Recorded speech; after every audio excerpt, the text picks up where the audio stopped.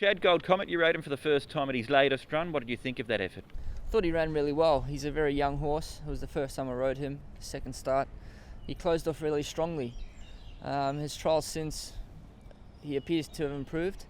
And I think he's a young horse going forward who can go on with it.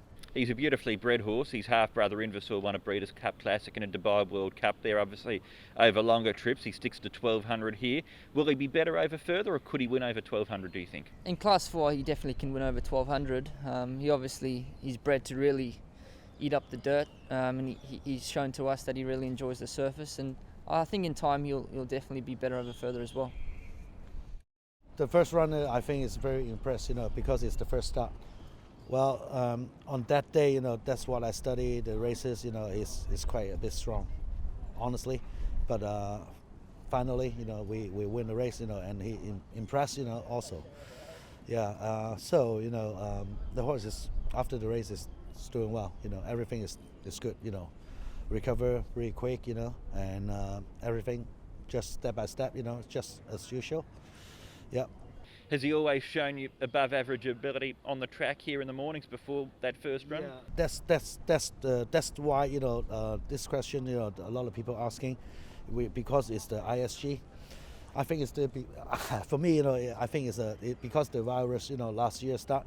He's supposed to be a bit early for the auction, but I think because the virus that's why they postponed the auction date. So maybe a couple of months. They did a lot of work on him. I think it's helped a lot. And also when we get him, we monitor in the morning. It's quite easy, straightforward horses. That's why we asked the owner to try to buy that one. Finally, we are lucky. We picked the right one. And everything is doing right. And it's pretty straightforward. He's drawn barrier number 10. What will be the instructions to Caris Teton from there? Yeah, I think it's not the ideal draw, but the way seems like we will study with the jockey and let's see. I think we have not much choice but we'll see. Maybe a bit quiet and hit the line. But I think it's not the ideal draw, but I think he should perform well also. And with this horse, Soaring Tower, what sort of future do you think he has? Is he a sprinter? Is he a miler? How much more improvement as well do you think he's got? For this moment, I think hard to tell. But for this moment, I think maybe 12 and 14. I think is good for him. But the way he seems like a quite laid back this horse. I think in future, maybe he can go further. Paul, Chicken Dance, what went wrong in Happy Valley with him last time? I think he just got run off his feet. Probably looking to go a little bit further, which his pedigree would suggest as well. And he's come up with a nice gate, step up the 1400 metres, he'll have no excuses. And do you think he'll be better suited with the longer straight and the bigger track here at Sha Tin? Yeah, I think so. At Happy Valley the other day, he was, really beaten for speed, and he was doing a little bit towards the end. But this will be a totally different race and should be far more suitable for him. What do we take out from that trial that he had recently?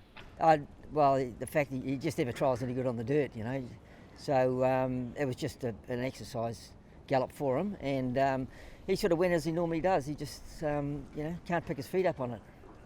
As far as he's concerned, he's a horse who had a long time off. Paul, just give us an insight into the process in getting him back to the races for this season. Yeah, well, he had a tendon injury, and it was a pretty severe one. And 12 months off the track, and he's taken his time to come back. His first couple of runs were quite respectable. Third one was a bit disappointing, but probably due to the fact that he wants to go further. So it'll be very interesting to see how he goes this weekend. Is it because he's always had that bit of ability that you've persisted with him despite all of these issues that he's had? Yeah, well, he's lightly raced, and if we can keep him sound, I'm sure he's got a successful future in front of him. Big day coming up on Sunday. Not only do you have Chicken Dance, but it's also your birthday. Many happy returns. Thank you very much. Very kind of you. How will you be celebrating the day? Well, we discussed earlier, hopefully with a win, but celebrations are pretty subdued right at the moment, so it'll be a pretty quiet day. Caspar Dancing Fighter, we haven't seen him at the races for a while. Why is that? He's just had a little bit of a proximal ligament injury, which happy to say it now is settled down, and it's good. It's nice and cold, and he's back in full work, coming off a couple of nice jump outs. He looks good, yeah, so he's pretty comfortable. First up, how fit is he for this run? He's fit enough. He can still be a little bit quirky out the gates, you know, so I've opted to put the full blinkers on him just to try and give him a bit of confidence and also get his mind off thinking he has pain when he's jumping when actually he hasn't, you know what I mean? So he's just gotten a little bit of a naughty habit, which hopefully Joe can sort out. If we can just get him to bounce well. He certainly trialled really strong last week and was very strong through the line over 800, you know. It's a bit of, again, a bit of a balance, you know, but with the blinkers on, he could just fire up a little bit and get a little bit too keen, but we've got to just try and get him to get a result. He's a horse that's rated 77 that does still have some points in hand, you know, going forward. Is Joyful Fortune in that race the one to beat, Caspar? Of course. Yeah, Joyful Fortune, you know, is very, very smart.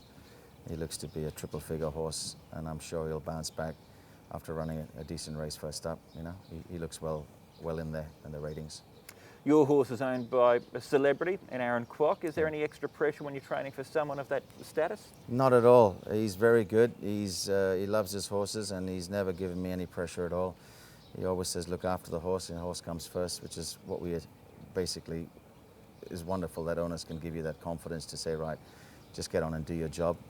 And he's been a great guy to deal with, and you know, I hope we can get a couple more wins for him. Guy Dragon, Caspar, he's had 3 starts for your stable for 2 wins. How have you got this horse going this season? Yeah, he's going good. I'm just concentrating on keeping him at a shorter distance, which seems to be very effective with him. You know, he won first up from me at the Valley, 1200, and then I stretched him to Sharton, and he ran just okay.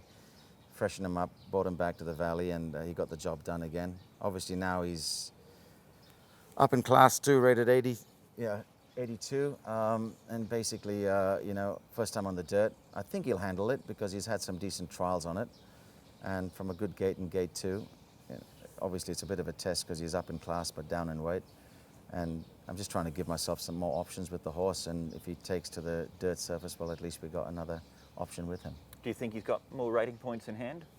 Oh, I'd have to say he's pretty much at his mark, really. I've done my job, you know, and but like anything, if they can go on a different surface and improve, well, then you have a chance to snag another win. Yeah. And the way that he was able to finish up over the top of them last time out to win, would you be hoping that on Sunday there's plenty of pace on for him in that race? Yeah, you just posse up from the lovely gate to be where he's comfortable, you know. Alexi's on him, and he's getting to know the horse a bit more. So there's no reason why he wouldn't be sort of 5th, 6th in the run and stay on strongly.